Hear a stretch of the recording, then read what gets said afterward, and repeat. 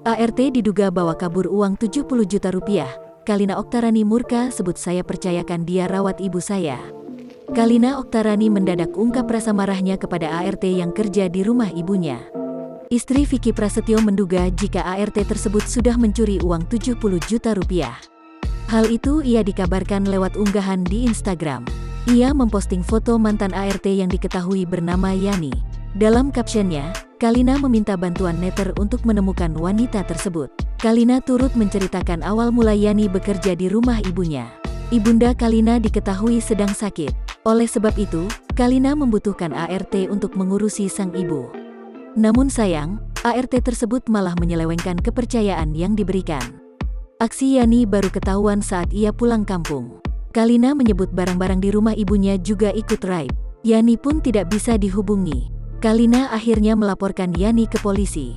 Dalam captionnya, Kalina turut memberi imbauan. Ia meminta netter agar lebih berhati-hati.